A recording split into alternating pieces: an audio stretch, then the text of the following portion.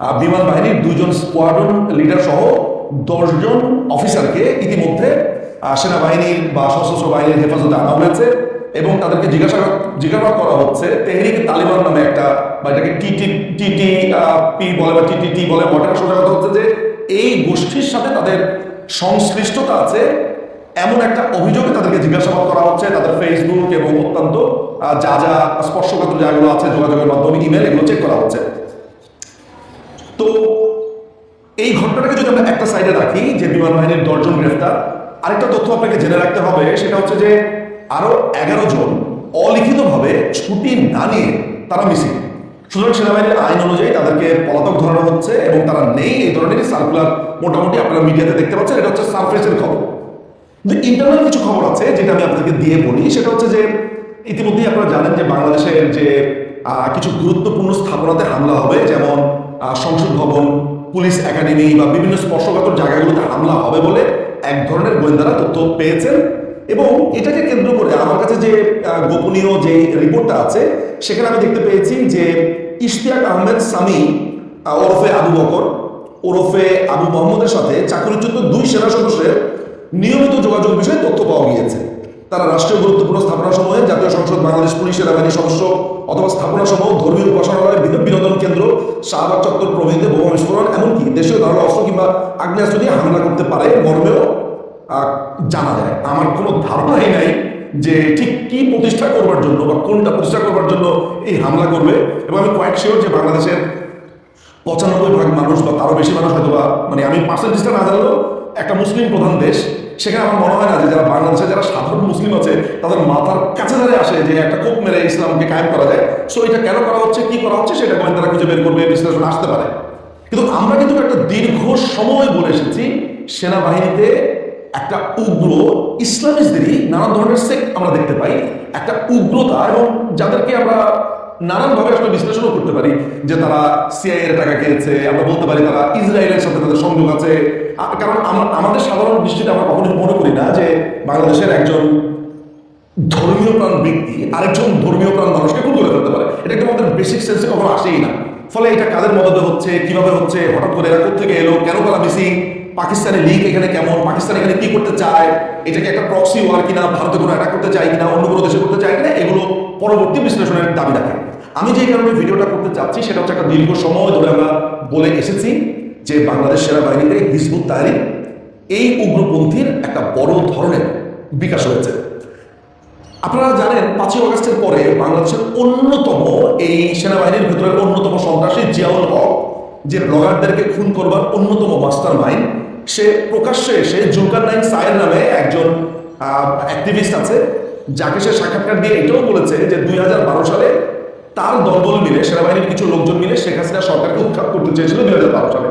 আপনাদের মনে নিশ্চয়ই আছে সেই সময় আইএসপিআর থেকে একটা সংবাদ সম্মেলনের ডাক দেওয়া হয়েছিল এবং জিয়াউল হক দীর্ঘদিন মিসিং ছিল। এবং আমরা এটাও জানি জসিমউদ্দিন রহমানি, যেটা আল্লাহ করিম যে মসজিদটা আছে আদাবরে বা আপনার ওই সাইডটাতে বছিলাতে, সেই লোকটাও তখন গ্রেফতার হয়। আমরা জানি ব্লগারদেরকে হত্যাকাণ্ডে সেই জসিমউদ্দিন রহমানিকে গ্রেফতার করা হয়। আর জিয়াউল হককে খোঁজার জন্য অনেকটা মানে পুরো শহর চষে ফেলা হয়, তাকে ধরা যায়নি। কিন্তু 5ই আগস্টের পরে এই লোকটি অত্যন্ত গর্ব করে সে ফেসবুকে আসে, তার পক্ষে মানববন্ধন করবার জন্য অবসরপ্রাপ্ত আর্মি অফিসারদেরকে দেখেছি, এমনকি দেশের অনেক বড় বড় সুশীলদেরকে সেখানে দেখা গেছে। এবং শহীদুল আলম, ব্রিগেড যে শহীদুল আলম, তাকে আমরা দেখেছি, তার ওয়াইফকে আমরা দেখেছি। অর্থাৎ এখনো আমার কাছে যে গোয়েন্দা তথ্য আছে সেখানে পরিষ্কার করে বলা হচ্ছে যে বিমান বাহিনীতে যেই 2জন স্কোয়াড্রন লিডার এবং আরো বাকি সদস্যকে ধরা হয়েছে, সেনাবাহিনীর সদস্যদেরকে ধরা হয়েছে, এইটার পেছনে জিয়াউল হকের একটা বড় ধরনের প্রচ্ছন্ন হাত আছে। এইখানে আমাদের কাছে আরো 2টো নাম এসেছে। একটা নাম হচ্ছে মোহাম্মদ রাহেদ হোসেন মাহেদ, যার ফেসবুকের আইডিটা ওই রিপোর্টে আছে, সেনাবাহিনীর সদস্য। এবং আরেকজনের নাম আমরা দেখতে পাচ্ছি মোহাম্মদ রাকিব হাসান, যার একটি ছদ্মনাম আছে উবাইদা আল উসামা, বয়স 20 বছর মাত্র, এবং আরেকজন 2003 সালে জন্মগ্রহণ করেছে, 23 বছর মাত্র।